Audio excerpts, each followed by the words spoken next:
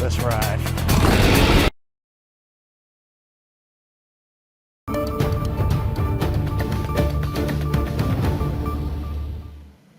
Hi, I'm Nicole Killian in Washington. We've got some breaking news for you. Former President Trump's lawyers have filed a court motion asking for an independent arbitrator called a special master to review evidence in the Mar-a-Lago search. For more on this, let's go to our Robert Costa. He joins us now from Florida. He's CBS News chief. Much later. We've got a little bit of breaking news just into us. Actually, right as we were walking into the studio, we found out that former President Trump has now formally and officially made a new legal filing. And this one is one he's been hinting about for days now after the search of his Mar-a-Lago home, in which the feds essentially retrieved 11 sets of classified material. He wants something called a special master. What is that, right? That's basically a third party that looks through what was taken.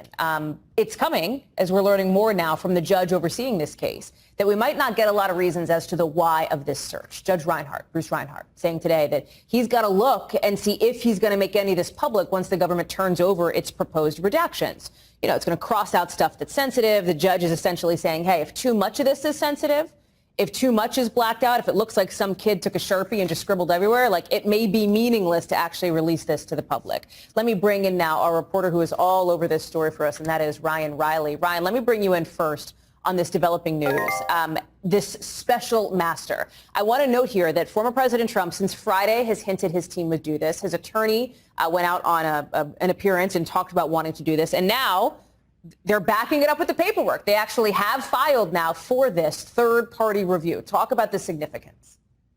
Yeah, I think it's about 2 weeks too late. If the lawyers had been on top of the game, I think this would have been something that would have been filed immediately after the search was conducted, because the FBI team has already spent, now nearly 2 weeks, factor in shipping, getting that information up there. They've had at least a week plus to look over these materials and be using the FBI SORT team to decide what can go in and out. But there's one message, Hallie, that I really wanted to highlight here. And we had heard some reporting, I believe, from the New York Times about this, but I wanted to read this because it's something a message that is included in this lawsuit that was sent from one of President Trump's lawyers and delivered to a lawyer at the Justice Department on August 11th. And it's a very unusual message. And this was in the days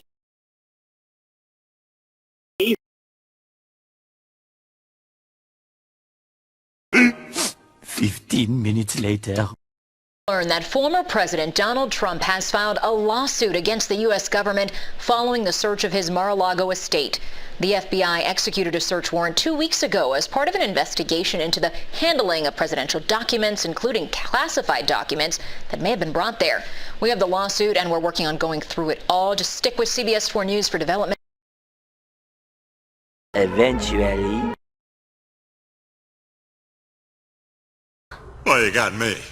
By all accounts, it doesn't make sense. If you have objections, you can object. You can say, I'm not answering that question because of my speech or debate clause privilege, and that would then be reviewed if he has a specific basis. He then made a motion for a stay to the appellate court, and the appellate court essentially qualified, or it altered that outcome and said, okay, you don't have to appear.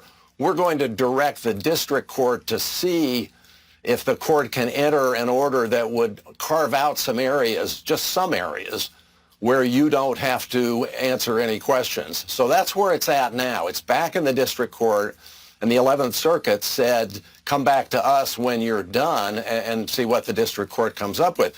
I think it's pretty clear from the appellate court order in his favor that he's not going to win the sweeping argument that he simply doesn't have to appear. Now, the question is, how long is all this going to take? And I don't think we really know, but I think everyone knows it's something that needs to be expedited. Right, but it's not. He's not testifying this week or next week, which was on the schedule. Donald Eyre, thank you so much for helping us understand. Thank you.